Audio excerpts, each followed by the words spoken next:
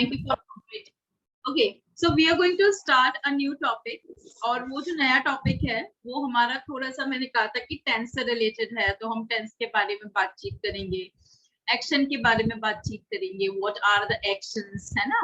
तो सबसे पहले मैं आपको थोड़ा सा रिकैपिचुलेशन पे ले चलती हूँ, रिकैप पे ले चलती हूँ। रिकैप किसी चीज को एक बार रिवाइज करना इज कॉल्ड रिकैप। तो आपको अभी तक आपने जो सीखा ग्रामर में, वो आपने सीखा कि नाउन प्रोनाउन मिलकर सब्जेक्ट्स बनाते हैं और या ऑब्जेक्ट बना सकते हैं, और हम उनमें वर्ब ऐड करके अच्छा सेंटेंस बना सकते हैं। सेंटेंस का स्ट्रक्चर हम लोग को पता है, पहले से ही पता रहता है, सबको पता रहता है। इंग्लिश थोड़ी कम भी आती है तो भी पता है सब्जेक्ट वर्ब ऑब्जेक्ट। जो नहीं पता था वो ये था कि सब्जेक्ट ऑब्जेक्ट कौन होते हैं और कैसे काम करते हैं। तो हम लोगों ने नाउन और प्रोनाउन के बारे में जब सीखा तो हमें पता चला कि सब्जेक्ट ये होते हैं, नाउन बन सकती है जिसके बारे में सेंटेंस होता है, जो एक्शन का करने वाला होता है, या ऑब्जेक्ट भी कोई व्यक्ति वस्तु हो सकते हैं, कोई नाम भी हो सकता है। तो नाउन प्रोनाउन दोनों में से हो सकते हैं। वर्ब के बारे में हम लोगों ने जो सीखा वो हमने सीखा बी वर्ब को सीखा, है ना। बी वर्ब में हमने नॉन एक्शन सीखा, आई एम अ स्टूडेंट, हमने यही सीखा, आई एम अ स्टूडेंट, ठीक है। फिर क्या हुआ, हम लोगों ने इसका पास्ट सीखा, आई वॉज अ स्टूडेंट, मैं छात्र हूँ और मैं छात्र था। कहना हो मैं छात्र होऊंगा तो क्या बोलेंगे, I will be a student. हम लोगों ने ये पढ़ लिया था। जो बी वर्ब में हमने क्या सीखा था, सब्जेक्ट वर्ब की जगह पर बी वर्ब लगा दी, जिसका मतलब हमने बताया था ना, नॉन एक्शन होता है तो बनना, होना, आइडेंटिटी बता सकता है, 5 स्टेट्स बता सकता है जिस बारे में हम लोगों ने बात किया था। तो आइडेंटिटी, क्वालिटी, पोजीशन, रिलेशन और जॉब या ऑक्यूपेशन बता सकता है, नॉन एक्शन है, ठीक है। फिर हमने इजएमआर भी सीख लिया, साथ साथ में उसका पास्ट भी सीख लिया। तो वर्ब भी कहीं ना कहीं हम सीखते जा रहे हैं। फिर हमने इसी सीरीज में हमने सीखा हैव वर्ब का यूज करना। पहले आप लोगों ने सीखा कि सारे सिंगुलर्स के साथ हैज लगता है, और आई और प्लूरल के साथ जितने भी बहुवचन होते हैं सबके साथ हैज लगता है ना, सॉरी हैव लगता है। तो हैव वर्ब सीख लिया अपन ने। हैव वैसे ओरिजिनल वर्ब होती है, लेकिन हैज और हैव दो इसके सिंगुलर प्लूरल वाले पार्ट होते हैं। बहुत तेज बारिश हो रही है, it is raining like anything, बहुत तेज है। तो यहाँ मैंने दरवाजा बंद कर दिया है रूम का, स्टडी रूम का, फिर भी बहुत तेज आवाज आ रही है। ओके, सो हैव वर्ब हो गया है ना। अब हैव वर्ब की सेंटेंस अपन ने कैसे बनाए, पोजीशन वाले बनाए, नॉन एक्शन ना बनाकर पोजीशन वाले बनाए। कैसे बनाए,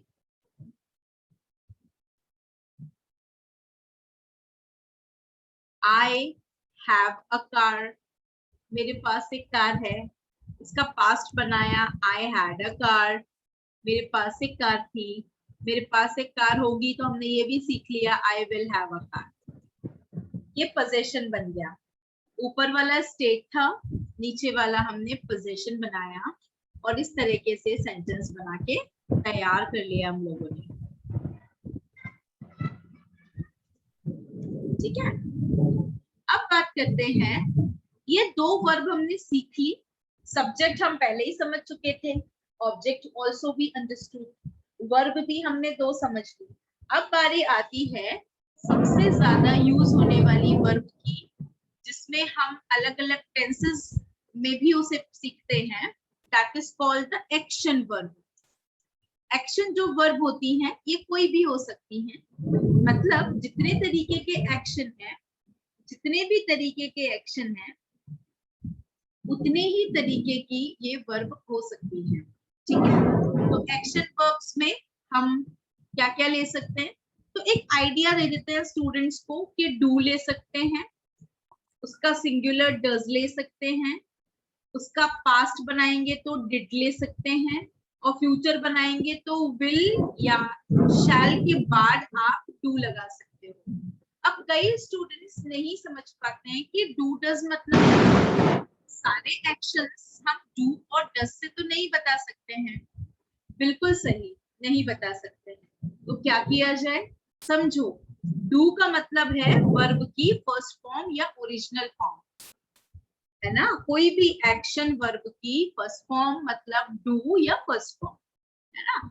डू एक एग्जाम्पल है, डू की जगह प्ले भी ले सकते हैं, डू की जगह रीड भी ले सकते हैं, डू की जगह राइट भी ले सकते हैं, डू की जगह स्पीक भी ले सकते हैं, कोई भी वर्ब ले सकते हैं बहुत आसानी से।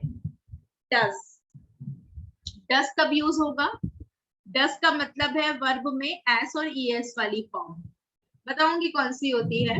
वैसे एग्जाम्पल के लिए गो का गोज, कम का कम्स, प्ले का प्लेज, ये वाली वर्ब फॉर्म बताऊंगी, लेकिन वो क्या कहलाती है, डज वाली वर्ब।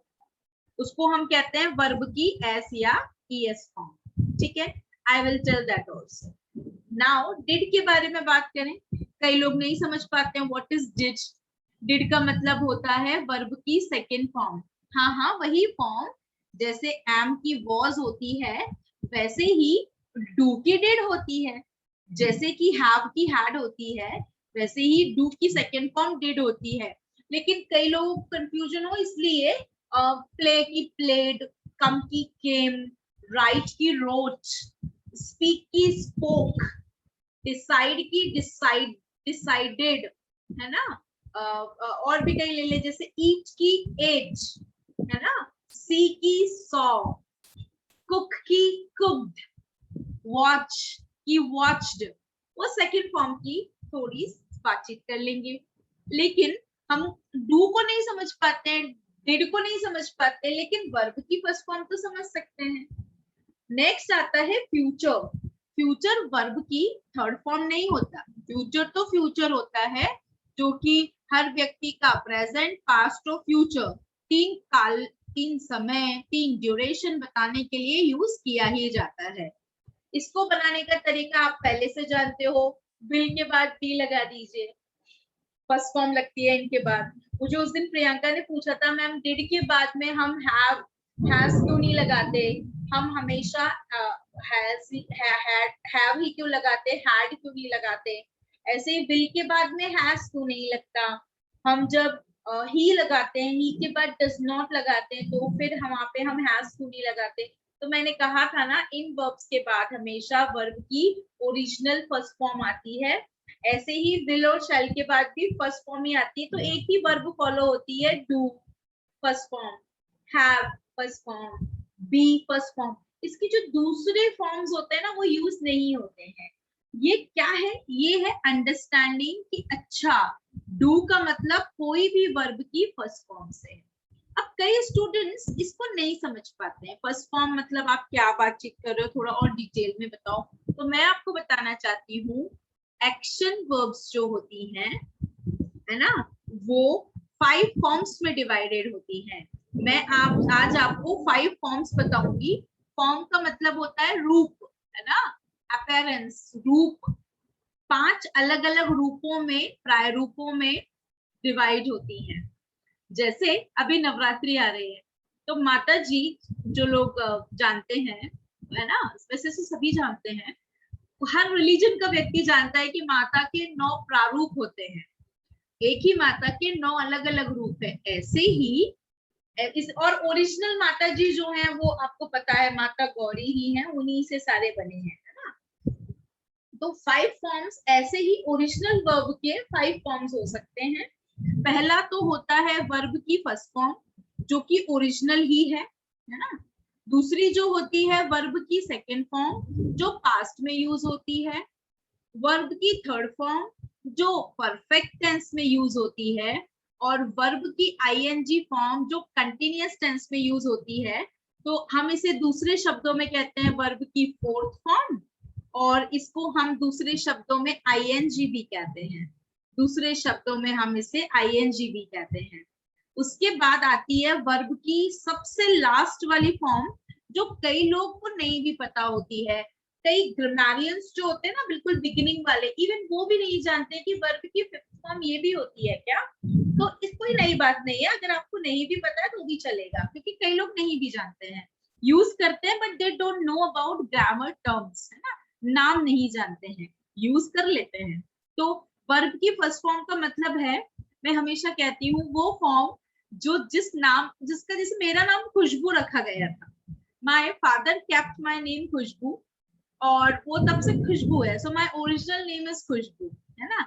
ऐसे ही go, come, eat, cook, drink etcetera, जितनी भी वर्ब्स होती हैं, इवन डू ऑल्सो, इनकी जिस नाम से इन्हें जाना जाता है वो ओरिजिनल फॉर्म है, ओरिजिनल फॉर्म ही फर्स्ट फॉर्म होती है।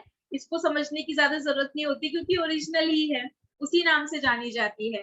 तो I can take do, I can also take play, we can take some other verbs also जिसमें एक्शन होना चाहिए, तो ले लेते हैं drink, we can also say cook, है ना। we can also take another one like go, हमारी फेवरेट है go, है ना। हम चाहे तो दूसरी भी ले सकते हैं, जैसे sleep, ठीक है, speak, हम चाहे तो टेल, बताने के लिए, ये मैंने कुछ एग्जाम्पल ले लिए हैं, ठीक है। अब ध्यान रखना है, इनको सेकेंड फॉर्म बनाने का सबसे अच्छा तरीका होता है, ध्यान से सुनना, इस वीडियो को चाहे तो दोबारा भी देख सकते हो जो मैं बताने जा रही हूँ। कई लोगों को नहीं समझ में आता है कि मैम मैं ओरिजिनल वर्ब फर्स्ट फॉर्म की सेकेंड फॉर्म और थर्ड फॉर्म कैसे बनाऊं, क्योंकि हम आईएनजी तो फटाफट बना लेते हैं, बिल्कुल बना लेते हैं, देखो बना के दिखाती हूँ।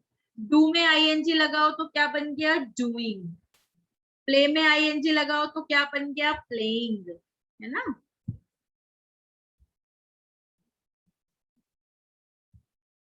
ड्रिंक में आईएनजी लगाओ तो ड्रिंकिंग, इतना सिंपल होता है, ज्यादा टफ नहीं है। This making this one is quite easier one, है ना, making this one is quite easier one.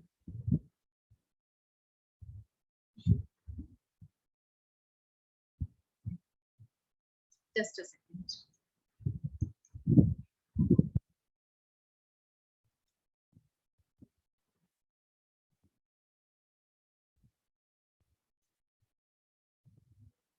Drinking, next is cooking, simple है, आईएनजी बनाना is very simple task. Go का क्या हो जाएगा, गोइंग, स्लीप का क्या हो जाएगा, we know that very well, sleeping,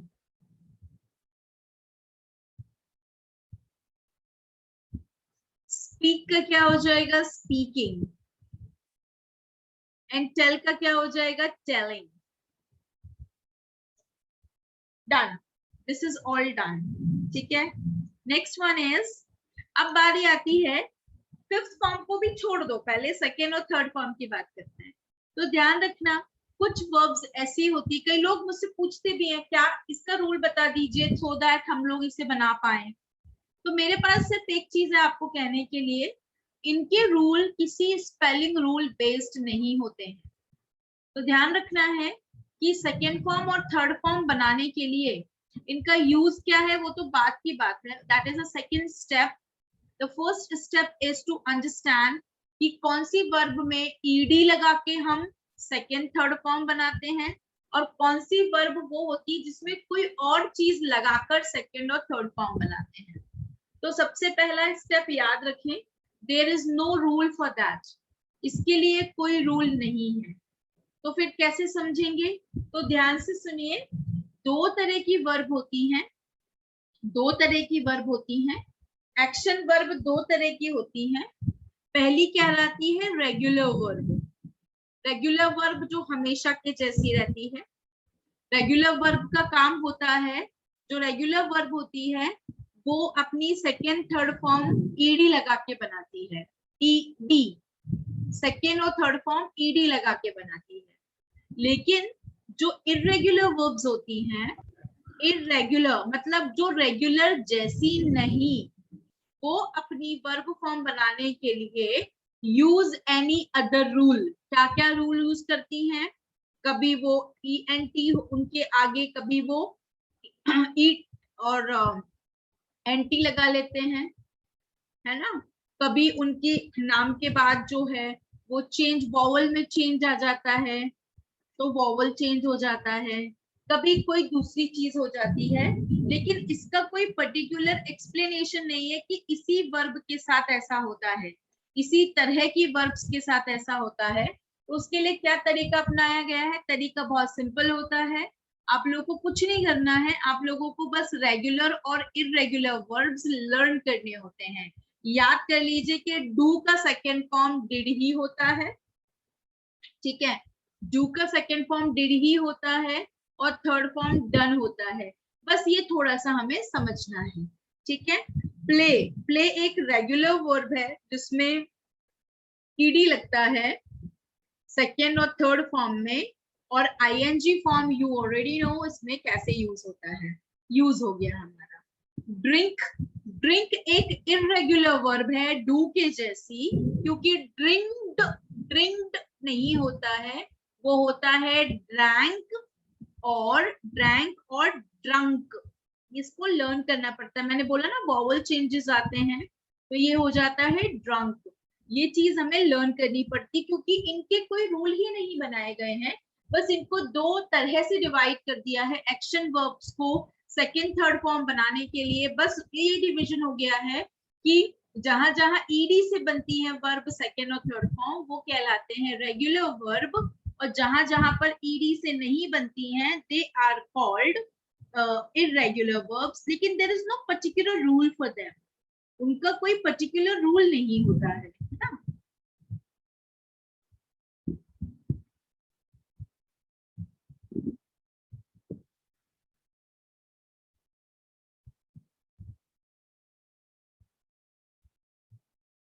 Guys, can you hear me?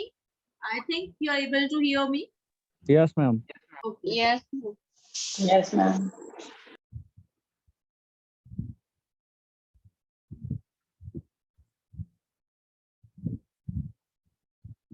Just a second.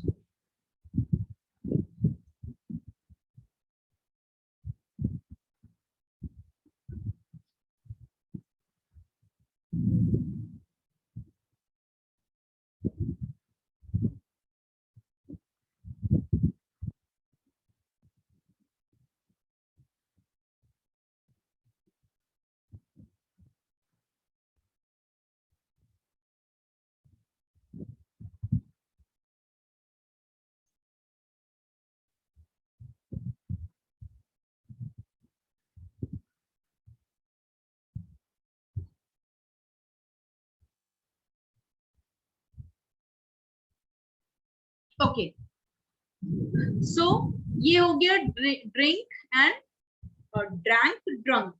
अब कुक, कुक एक रेगुलर वर्ब होती है तो इसकी सेकेंड फॉर्म बनाने के लिए यूज करना है ईडी, कुक्ड। ये चीज हमें लर्न करनी होती है, कोई रूल नहीं है तो लर्न ही करना है ना। Cook, cooked, cooked, cooking.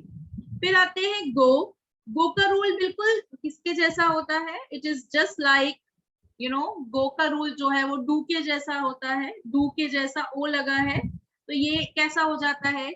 ये हो जाता है वेंट। अब वेंट हो गया मतलब रेगुलर वर्ब नहीं है, ये इरेगुलर वर्ब है क्योंकि इसमें गोड नहीं लगा है।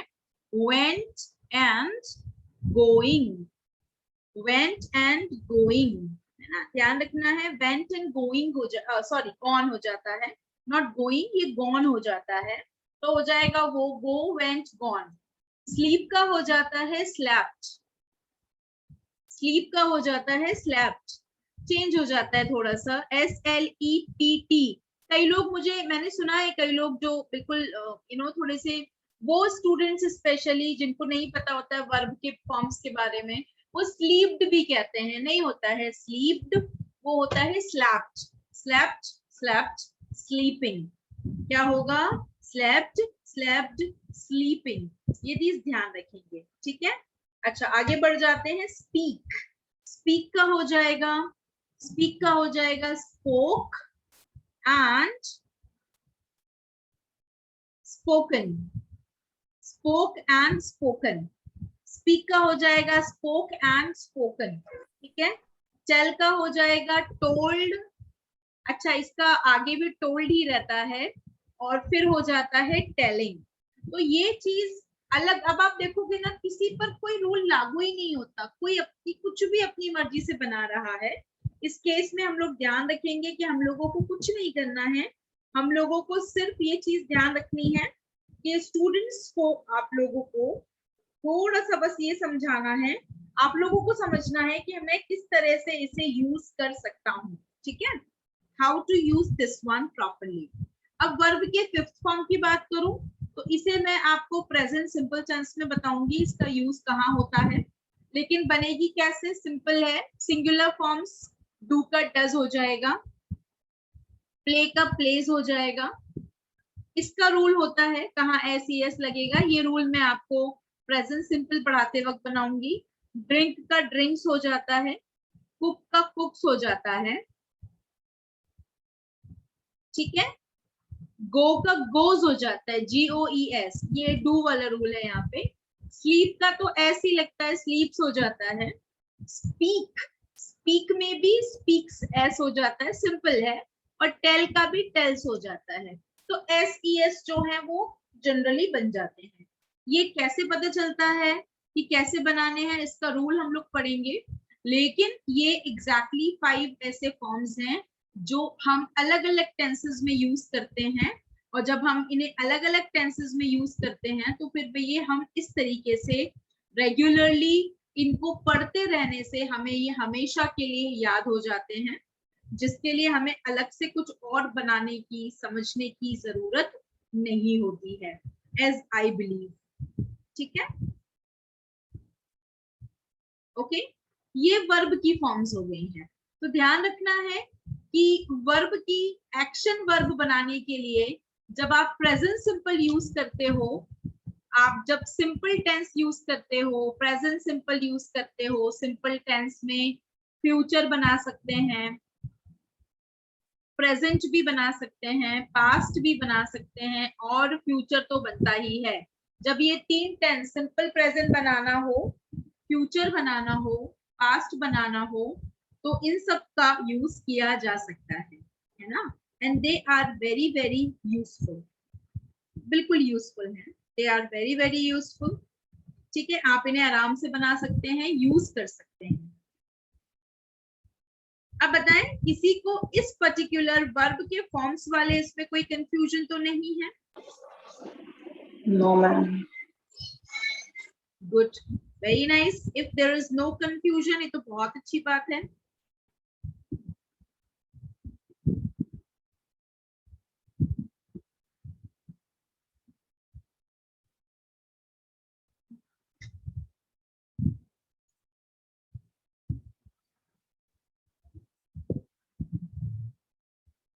चलिए इसका एक छोटा सा स्क्रीनशॉट ले लीजिए, that screenshot will help you a lot.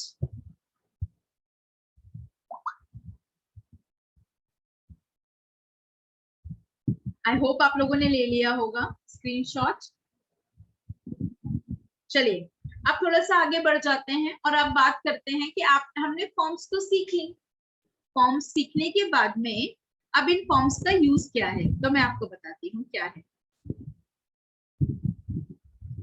Basically there are different types of tenses. Different types में भी 4 टाइप्स होते हैं। टेंस तो 3 तरीके के होते हैं, लेकिन इनके सब डिविजन भी होता है। तो प्रेजेंट, पास्ट, फ्यूचर के अलावा भी they have some subdivision, जिसमें प्रेजेंट सिंपल या simple tense, continuous tense, perfect tense and perfect continuous tense are included, है ना।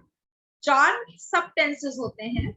सो टोटल हम लोग जो हैं वो जब टेंस को समझने की कोशिश करते हैं, when you understand tenses, you get to know कि अच्छा इनको हम जब यूज कर रहे होते हैं तो हमें इतने तरह के सेंटेंसेस बनाने होते हैं। तो कौन कौन से टेंसेस मैंने आपको बताए, तो मेजर तो आपको पता है। इम्पोर्टेंटली हमारे पास प्रेजेंट टेंस होता है, ठीक है, हमारे पास में पास्ट टेंस भी होता है, और हमारे पास में फ्यूचर टेंस भी होता है, ठीक है। लेकिन इनके सब टेंसेस कहाँ जाएंगे, वो भी तो होते हैं। तो सिंपल टेंस भी होता है, तीनों का होता है। इसको दूसरे शब्दों में इंडेफिनिट भी कहते हैं, कई लोग जानते होंगे इंडेफिनिट को। फिर दूसरा जो टेंस होता है वो कंटिन्यूअस होता है, मैंने बताया भी था कंटिन्यूअस में इज एम आर का यूज करते हैं। ये सेकेंड नंबर का टेंस है एक्शन वर्ब वाले में। फिर एक होता है परफेक्ट टेंस। परफेक्ट टेंस वो होता है जिसके साथ वर्ब की आईएनजी फॉर्म या फोर्थ फॉर्म यूज होती है।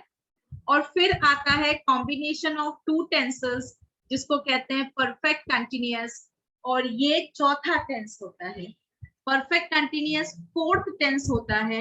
4 तरह के टेंसेस होते हैं जो कि प्रेजेंट, पास्ट एंड फ्यूचर के बारे में हमारी नॉलेज, हमारी इंप्रूवमेंट करते हैं, है ना। अब इसकी हमें जरूरत क्यों पड़ती है मैं बताती हूँ। इसकी जरूरत हमें इसलिए पड़ती है क्योंकि एक्शन एक तरह से नहीं होते हैं। एक्शन केवल पास्ट, फ्यूचर और प्रेजेंट में भी नहीं होते हैं, उनमें भी टाइप हो जाता है। जैसे मैं जाती हूँ, मैं जाता हूँ, मैं जा रहा हूँ, मैं जा चुका हूँ, मैं आ चुका हूँ, मैं पहुंच चुका हूँ, मैं 1 घंटे से जाने की कोशिश कर रहा हूँ, मैं गया, मैं जाऊंगा, मैं जा रहा हूँगा, मैं कल गया तो था। ऐसे कई सेंटेंसेस होते हैं जो हिंदी में भी एक जैसे तो होते ही नहीं है, they are very very different in Hindi. So when they are different in Hindi, they must be different in English also. इनका कुछ ना कुछ तो तरीका होगा ही, बिल्कुल है। सिंपल टेंस में सबसे पहले बताऊंगी क्या यूज, सबसे पहले बताना चाहूंगी वर्ब, जो 5 वर्ब देखी हैं, पता तो चले कौन सी वर्ब कौन से टेंस में यूज होती है। तो बताना चाहूंगी कि सिंपल प्रेजेंट में वर्ब की फर्स्ट फॉर्म और वर्ब की एस ई एस फॉर्म, मतलब सिंपल प्रेजेंट में दो दो, Ma'am, your voice is stuck. है ना। I don't think, am I audible, am I audible? Am I audible, guys? Tell me. Yes, ma'am. Yes. Yes, ma'am. हाँ, तो जिसने बोला है that must be having network issue. Okay. So first form. Your voice is break, not continuous now. Guys, is my voice breaking or it is coming continuously? No, ma'am. No break. Continue. No, ma'am. अच्छा, who has this confusion? किसको ये issue है? Please tell me the name. Ma'am, Mohit, Mohit, you must be having. I am unable to listen you properly हाँ, but I from can. some seconds. Because you have network issue. Okay, okay. I can hear you. Others can hear me.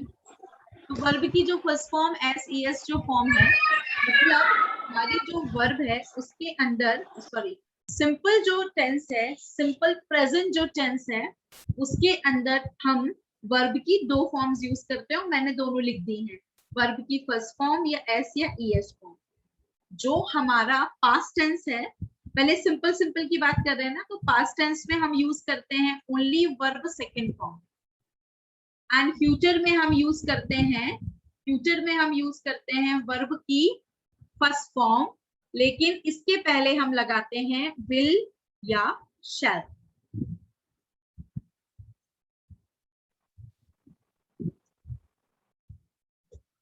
First form तो use करते हैं लेकिन will और शैल भी लगाते हैं, ठीक है। सो वर्ब्स का डिवीजन इस तरह से समझा जाता है। अभी तो सेंटेंस स्ट्रक्चर सीख रहे हैं तो डिवीजन ऐसे समझना होता है, लेकिन जब आप सेंटेंस बनाने लग जाते हो तो प्रैक्टिस कर कर ये डिवीजन समझना होता है, क्योंकि स्पोकन इंग्लिश में हमेशा ये चार्ट याद करोगे फिर बोलोगे will be very long process, तब तक तो बातचीत ही खत्म हो जाएगी। इसलिए प्रैक्टिस करना होगा टेंसेस के साथ में, और प्रैक्टिस करते करते सारी वर्ब्स क्लियर हो जाती हैं, सबकी जगह समझ में आ जाती है, कौन से टेंस में कौन सा फॉर्म लगेगा ये भी समझ में आ जाता है ना, ध्यान रखेंगे। Next is continuous tense. Continuous जो टेंस होता है इसमें हमेशा पूरे कंटिन्यूअस टेंस में, पूरे, आप चाहे प्रेजेंट कंटिन्यूअस ले लीजिए, आप पास्ट कंटिन्यूअस ले लीजिए, सारे टेंसेस में एक ही वर्ब की फॉर्म लगती है, क्योंकि कंटिन्यूअस का मतलब होता है चल रहा हूं ना, तो उसके बारे में वो हमेशा एक ही वर्ब लेता है, वर्ब की आईएनजी फॉर्म, वर्ब की आईएनजी फॉर्म एंड वर्ब की आईएनजी फॉर्म। तो मुझे कई स्टूडेंट ये भी पूछते हैं कि मैम फिर हम पहचानेंगे कैसे कि वो प्रेजेंट कंटिन्यूअस है या पास्ट कंटिन्यूअस है या फ्यूचर कंटिन्यूअस है। तो कोई इस चीज का आंसर मुझे दे सकता है क्या?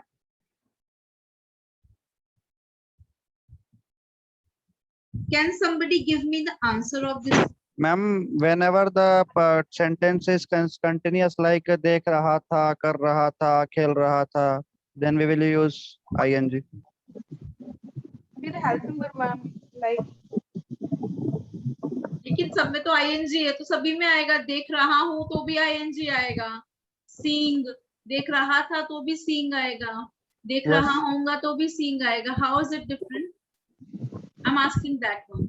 आई नो देख रहा था, मैं हिंदी की, I am not asking for Hindi identification. देखो मैं तो हिंदी की मैंने बात ही नहीं की, हिंदी पहचान नहीं बोल रही हूँ, मैं बोल रही हूँ। अच्छा देखो एक चीज बताती हूँ, सिंपल टेंस को ध्यान से देखिए, उसमें अलग अलग दिख रहा है सब कुछ, करेक्ट और नॉट? Yes. है ना, अलग अलग दिख रहा है सब कुछ। लेकिन आप इसको देखो जरा ध्यान से, कंटिन्यूअस में तो सब सेम है। How do you understand? आप कैसे समझोगे इस चीज को? फिर ma'am, क्या करोगे फिर?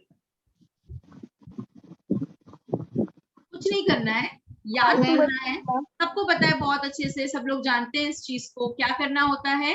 कुछ नहीं, आईएनजी के पहले सब्जेक्ट के हिसाब से लगता है। मैंने बोला था ना, is am are as a helping verb continuous tense में यूज होता है, जिसमें उसका मीनिंग कुछ नहीं है, उसका काम सिर्फ हेल्पिंग वर्ब बनाना है। क्यों बनाना है? ताकि हम लोगों को टेंस पहचान में आए। तो बताओ पास्ट में क्या यूज होता है? पास्ट में Was वॉज एंड वर। बस Verb. समझ में आ जाएगा, वॉज एंड वर के बाद आईएनजी है तो प्रेजेंट तो नहीं होगा, क्योंकि वॉज एंड वर क्या प्रेजेंट में लग सकता है? क्या लग सकता है? हाँ, प्रेजेंट में लग सकता है वॉज एंड वर? बिल्कुल नहीं लग सकता। ये तो वही वाली बात हो गई, था को प्रेजेंट में लगा दो, मैं पूजा कर रहा हूँ और बोलो मैं पूजा कर रहा था, तो पास में ही चला जाएगा ना। वैसे ही ध्यान रखना कि वॉज एंड वर को प्रेजेंट में नहीं लगा सकते, फ्यूचर में लगाएंगे।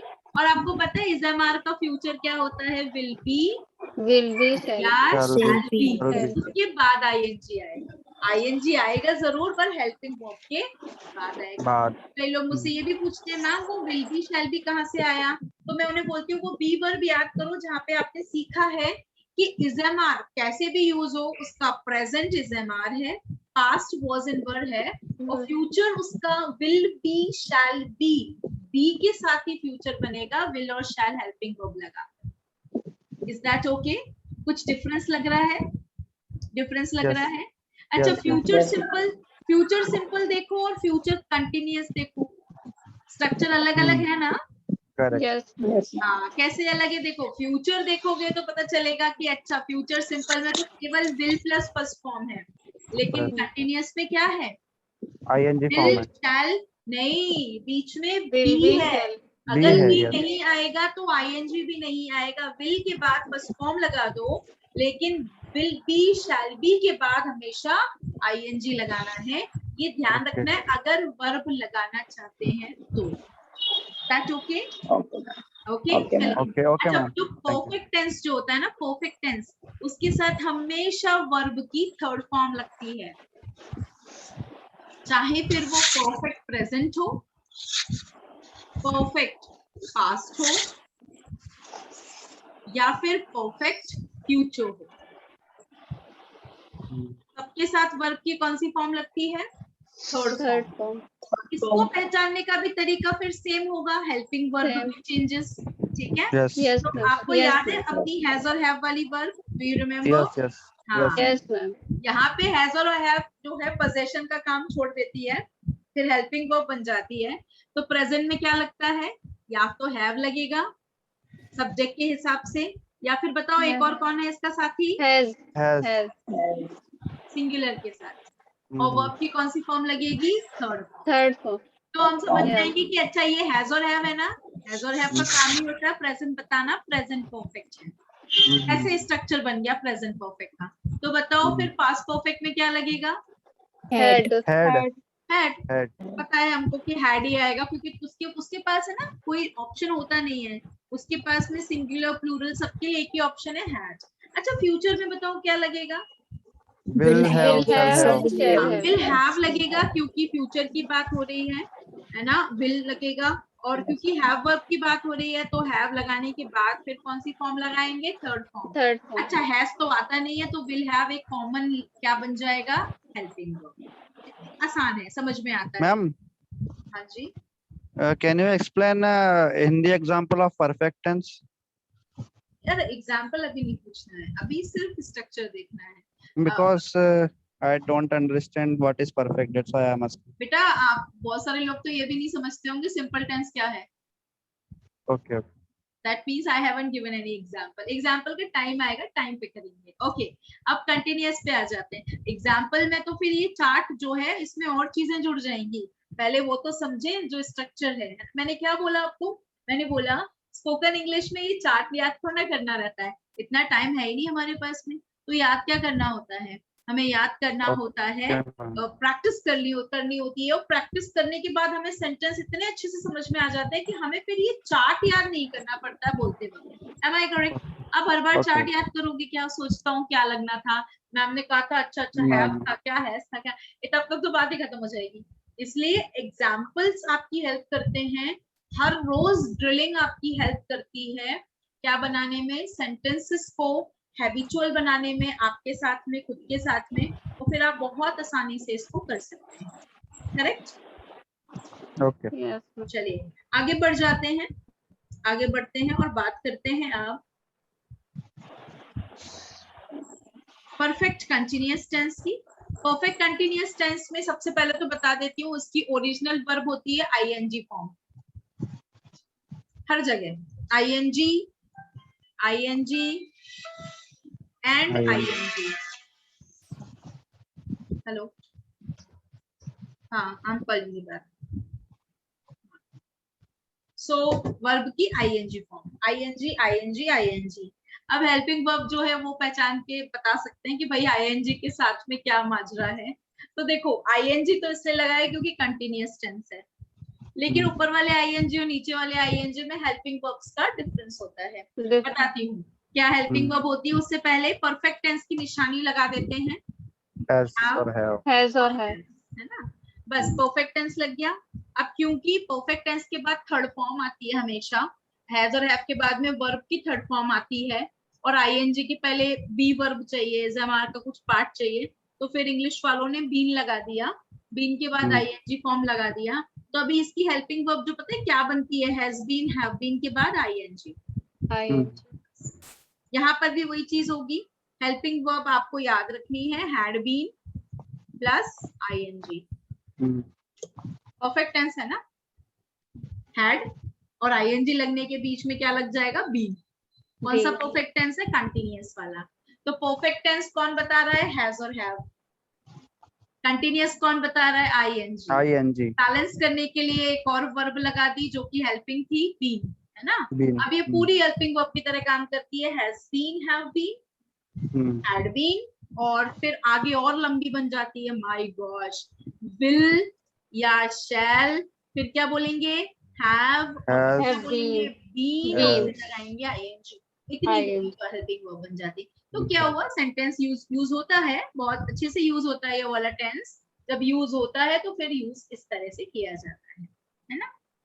अब एक काम करते हैं, मैं आपको, ये तो हो गया हमारा क्या, दिस इज ऑल अबाउट हमने क्या सीखा कि किसको किस तरह से स्ट्रक्चर बना देते हैं। अब बात करते हैं सेंटेंसेस की।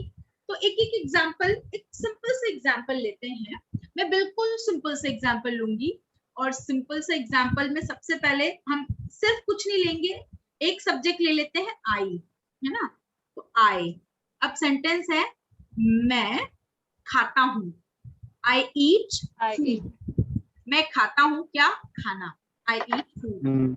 इसका पास्ट बनाना हो तो मुझे कुछ नहीं करना है, सेकेंड फॉर्म लगा देनी है आई, और फिर हो जाएगा एट फूड, डन।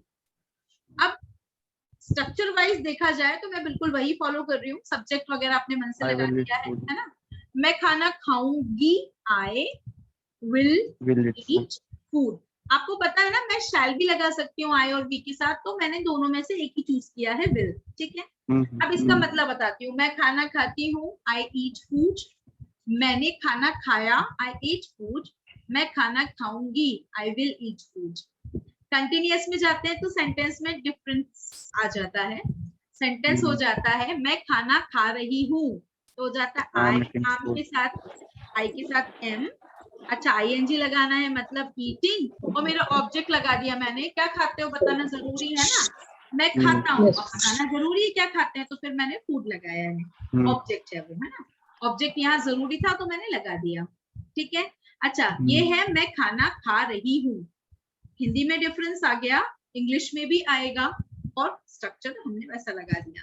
कहाँ से आया स्ट्रक्चर, अभी तो सीखा था, ये स्ट्रक्चर ही होता है उसका, है ना।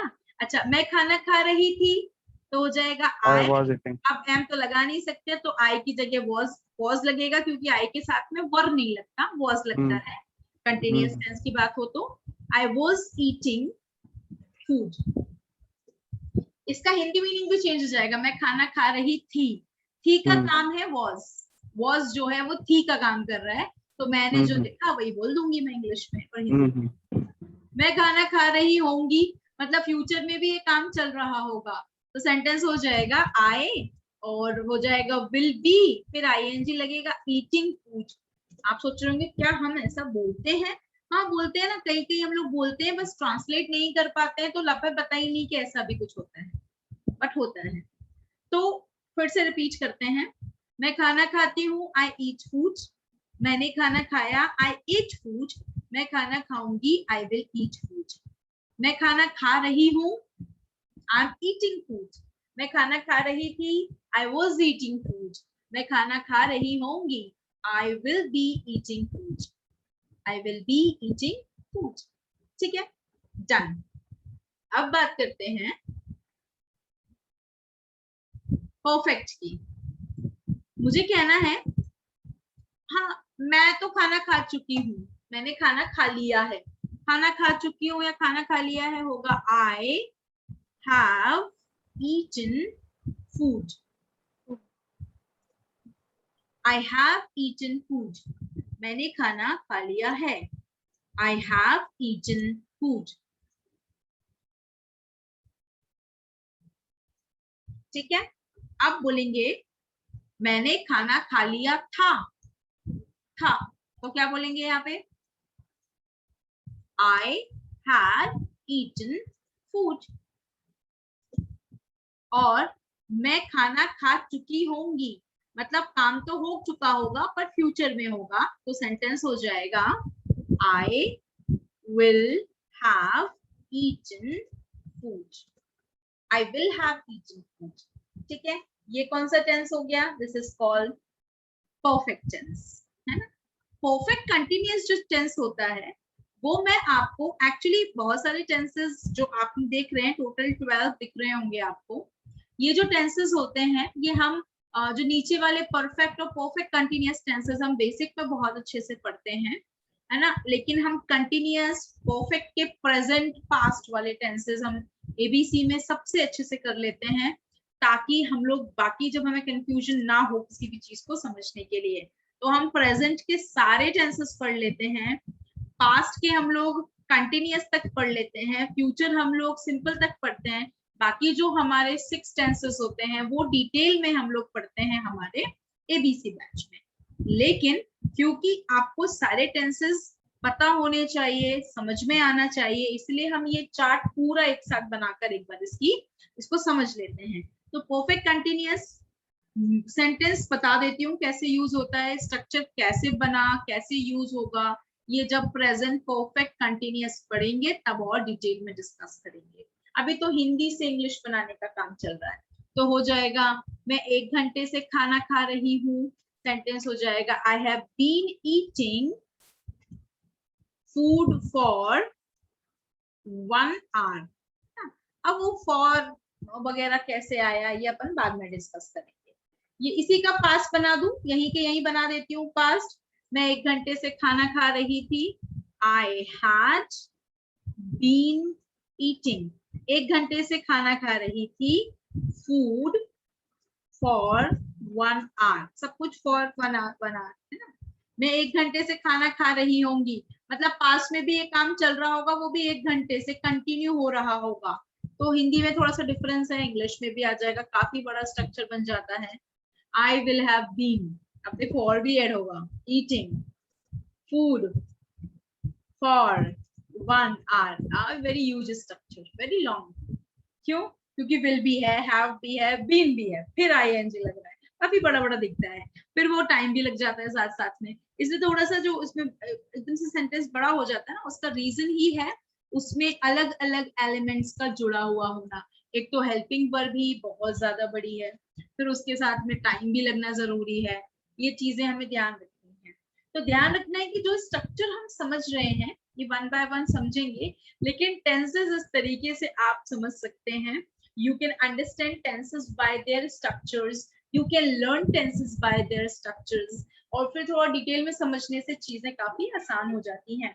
तो इसको प्रैक्टिस जब आप लास्ट में सब कुछ सीख जाते हो ना, बेसिक तक जाते जाते, तो फिर स्टूडेंट्स प्रैक्टिस भी इस तरह से करते हैं। कैसे करते हैं स्टूडेंट्स? प्रैक्टिस करते हैं, बी वर्ब से शुरू करते हैं और पूरा लास्ट तक परफेक्ट फ्यूचर तक जाते हैं, कंटिन्यूअस तक। कैसे यूज करते हैं देखिए मैं बताती हूँ।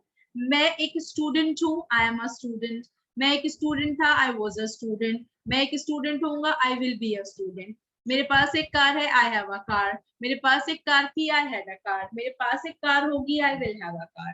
ठीक है। मैं खाना खाता हूँ, आई ईट फूड। मैंने खाना खाया, आई एट फूड। मैं खाना खाऊंगा, I will eat food.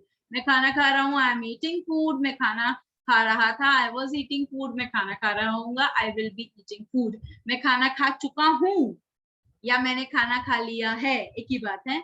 I have eaten food, मैंने खाना खा लिया था। आई हैड ईटन फूड, मैंने खाना खा लिया होगा या मैं खाना खा चुका होऊंगा, एक ही बात है। I will have eaten food. मैं 1 घंटे से खाना खा रहा हूँ, I have been eating food for 1 hour। मैं 1 घंटे से खाना खा रहा था, I had been eating food for 1 hour। मैं 1 घंटे से खाना खा रहा होऊंगा, I will have been eating food for 1 hour। मतलब ये जो प्रैक्टिस, ये क्योंकि स्ट्रक्चर ऐसा है, ये प्रैक्टिस से करते करते, ड्रिलिंग करते करते ही आपको एक बार एक टाइम ऐसा आता है जब आपको ये एकदम लर्न हो जाता है और आप कोई भी सेंटेंस, कोई भी एक्शन वर्ड, किसी भी सब टेंस का सेंटेंस आप चुटकियों में ट्रांसलेट कर सकते हैं। थोड़ी सी प्रैक्टिस की जरूरत होगी, या मैं कहूँ शुरुआत में ज्यादा प्रैक्टिस की जरूरत होती है।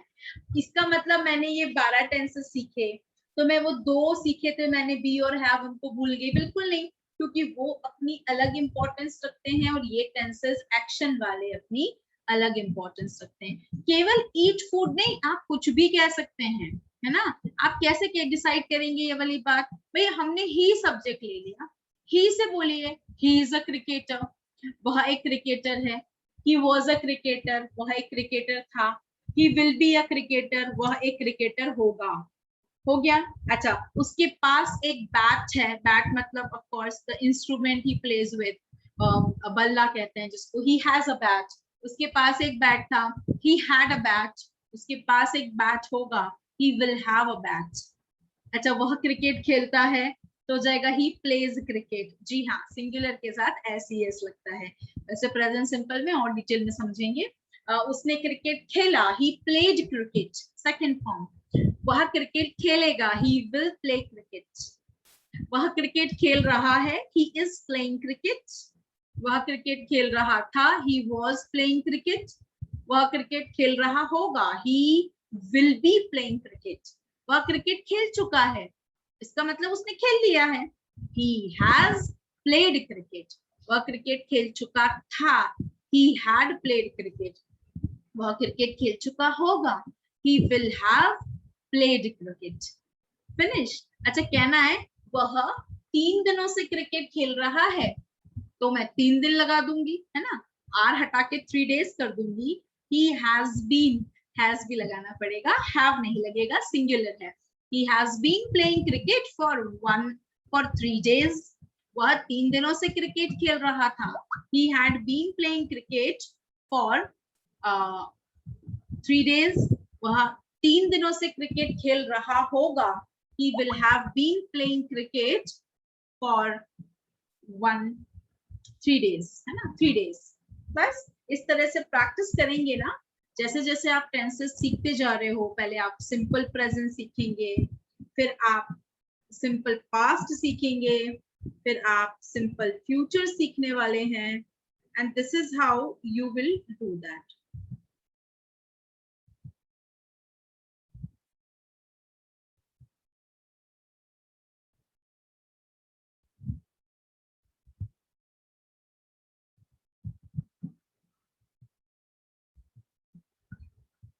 Any question? इसका एक स्क्रीनशॉट ले लीजिए. This is a wonderful chart what we have actually made.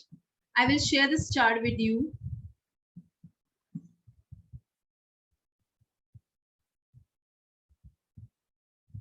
ये चार्ट में आपको आप you just see this carefully. ये चार्ट मैं आपको हिंदी के साथ में शेयर करूंगी, Hindi English. So you can just have any time, you can just practice any time.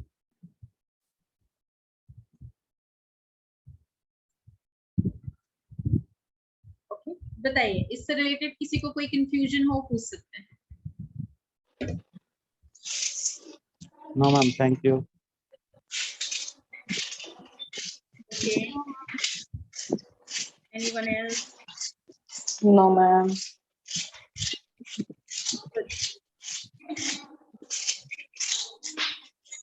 चलिए ये प्रैक्टिस कीजिए और जहां जहां आपको लगता है इसको पढ़िएगा, जहां जहां आपको लगता है आप मुझसे पूछ सकते हैं. कल आप लोगों को मैं प्रेजेंट सिंपल टेंस से स्टार्ट करूंगी, तो आज मैं आपके साथ में ये टेंस और इसके साथ में वर्ब शीट की first form second form share करने वाली हूँ. उसको पढ़िएगा एंड गो फॉर इट.